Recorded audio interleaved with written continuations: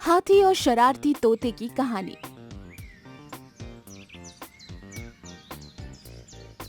एक बार की बात है, एक तोता पिंजरे से छूटकर जंगल में आता है। जंगल का वातावरण देखकर वो बहुत ही खुश हो जाता है। इस तरह से पहली बार खुले आसमान में घूमने में उसे बहुत ही मजा आ रहा था।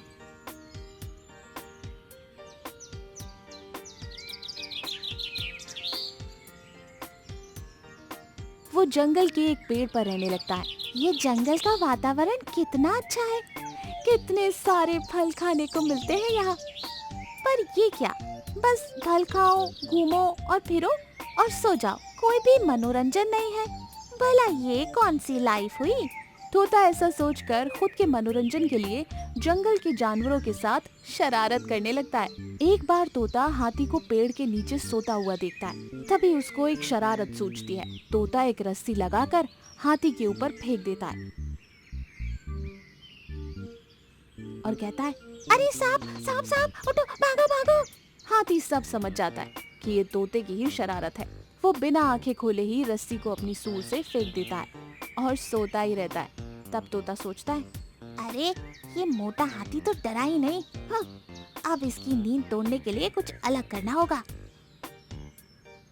ऐसा सोचकर तोता हाथी के कान के पास जाकर जोर जोर से गाना गाने लगता है। नायक नहीं, खलनायक हूँ मैं, रा रा रा रा, रा रा रा रा रा रा। पर तब भी हाथी सोता ही रहता है। तब तोता सोचता है, इस मोटे हाथी पर किसी बात का कोई असर नहीं हो रहा है। तोता ऐसा सोचकर हाथी के सिर पर बैठ जाता है और हाथी के सिर पर चोंच मारने लगता है। तब हाथी नींद से जागता है और कहता है, ओ तोते, तुम मुझे कब से परेशान कर रहे हो?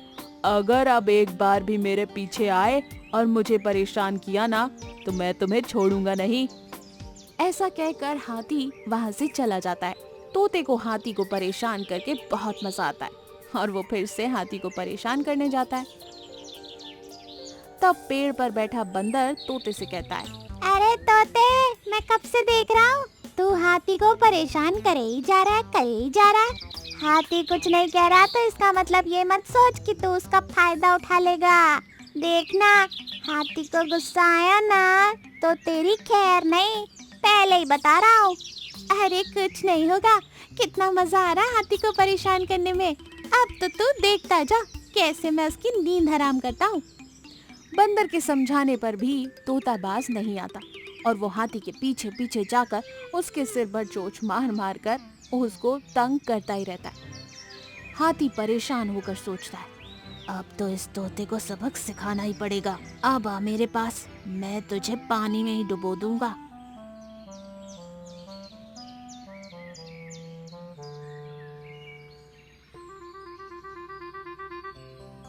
हाथी ऐसा सोचकर तालाब में जाकर बैठ जाता है और पहले से ही अपनी सूंड में पानी भरकर रहता है और तोते का इंतजार करता है।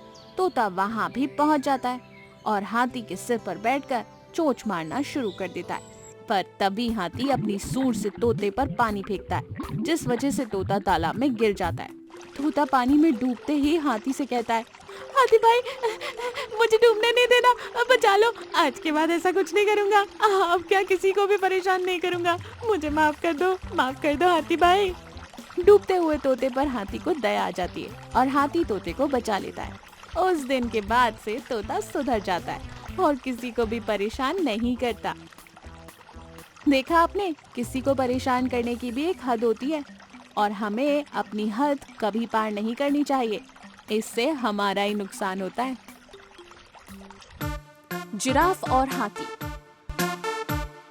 हर समय शिकार करके जंगल को तहस नहस कर रहे शेर से सारे जानवर बहुत दिक्कत में थे। जानवर मारकर उसे भगा देते हैं। बाद में जंगल के नायक को चुनने के लिए समावेश होता है। हाथी और जिराफ इस चुनाव के लिए खड़े होते हैं। जब हाथी जानवरों से कहता है, दोस्तों, जंगल में सबसे उम्र में बड़ा हूँ मैं और मेरा बड़ा आकार देखकर सारे शत्रु हमारे जंगल की ओर आंख उठाकर भी नहीं देख सकते। इसलिए मुझे ही अपना नायक चुनना। मैं आप सबकी रक्षा करूंगा। क्या कहा? तुम नायक बनोगे? इतना भारी आकार लेकर कभी आईने में अपना चेहरा भी देखा है या नहीं? तुम्हारी ये सूंड और ये बड़े बड़े कान, कितने कुरूप लगते हो तुम। और भागना छोड़ो, चलना भी तुम्हारे लिए मुश्किल है। तुम क्या सबकी रक्षा करोगे? पहले अपने आप को बचाने के बारे में सोचो दोस्त। जिराफ की ये बात सुनकर हाथी ने कहा, ए जिराफ, मेरा मजाक उड़ाते हो? जुबान संभाल कर बात करना। याद रखो, तुम मेरे जितने ताकतवर तो हो नहीं। इतनी बड़ी गर्दन से तुम भी कुरूप ही हो। इस जंगल में शत्रुओं को बचाना तुमसे नहीं होगा। मेरे बड़े गर्दन से ही जानवरों की रक्षा होगी। जिस दिशा से शत्रु आएगा, मैं आसानी से देखकर उसको पकड़ लूंगा। याद रखना दोस्त। अगर इसे तुमने नायक बनाया तो मैं इस जंगल से चला जाऊंगा।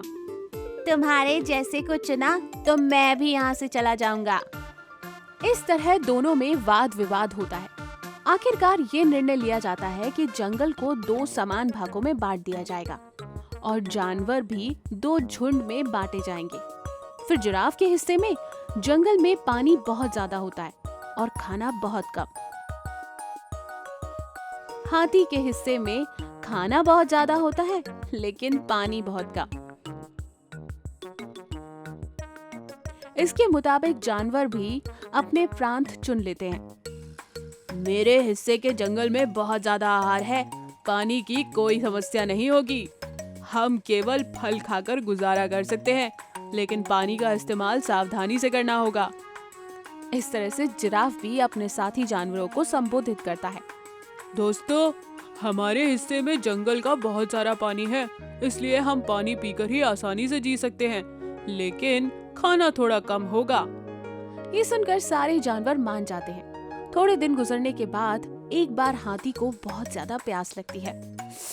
हाय, खाने के बाद पानी के बगैर रहना तो बहुत मुश्किल है।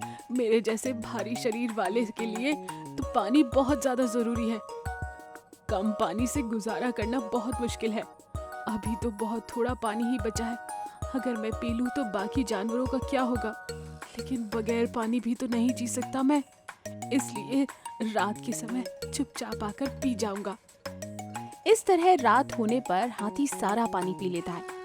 ये सब कुछ बंदर देख लेता है। अगले दिन जानवर पीने के लिए गए तो वहाँ पर पानी खत्म हो चुका था।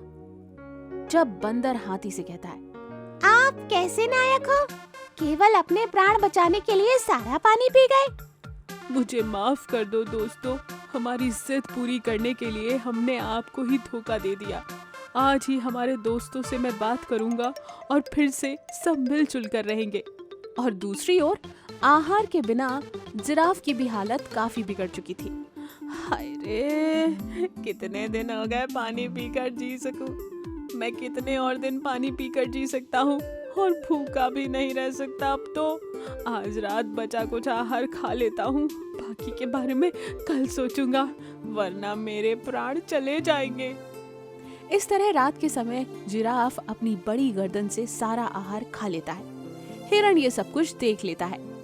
आप जैसे स्वार्थी नायक मैंने आज तक नहीं देखा। सारा आहार खा लिया आपने, अब बाकी जानवरों को क्या होगा? मुझे माफ कर दो दोस्त, हम लोग अलग होने के कारण ही इन सब परिस्थितियों को झेल रहे हैं।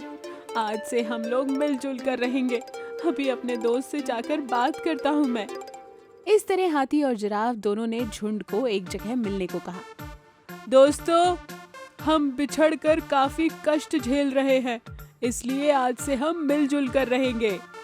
मैं मेरे दोस्त की बातों को मान रहा हूँ। हम सब मिलजुल कर ही रहेंगे और सुख और दुख सब साथ में बांट लेंगे।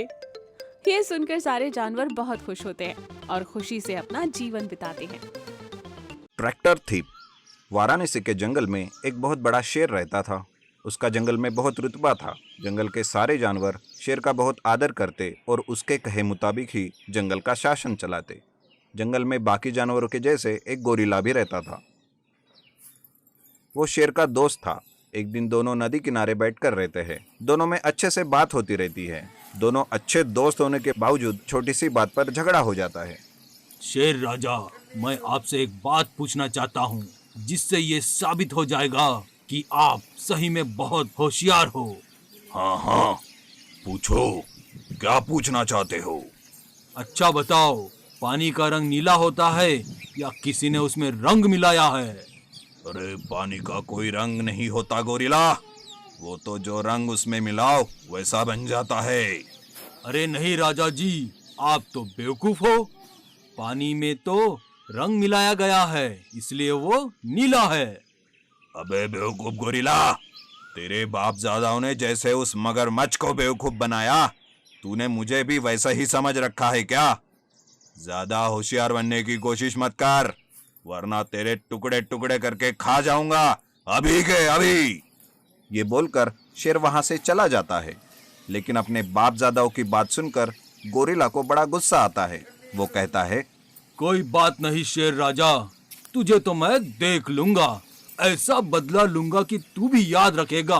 कुछ दिन यूं ही बीत जाते हैं। फिर एक दिन घूमते घूमते गोरिल्ला जंगल के बाहर चला जाता है। बाहर एक गांव के पास एक खेत में किसान खेती में काम करता रहता है।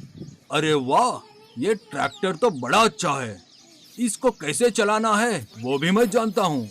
इस ट्रैक्टर को चुराकर शेर के सामने चलाता हूँ और उस शेर की हेकड़ी निकालता हूँ। ये सोचकर वो गोरिल्ला उस ट्रैक्टर को चुराता है और बड़े ठाठ से जंगल में जाता है और जानबूझकर शेर के सामने उस ट्रैक्टर को चलाने लगता है।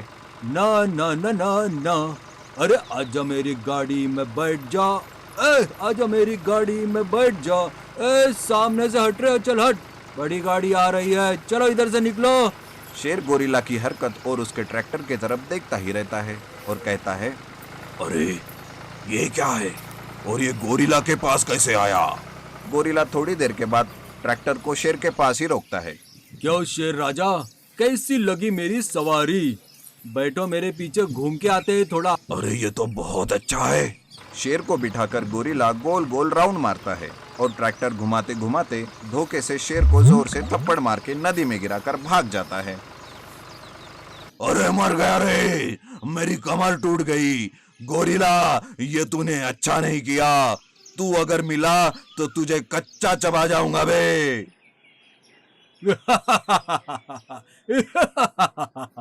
हाँ हाँ शेर राजा, जो करना है करो, लेकिन तब करोगे ना जब मुझे पकड़ पाओगे।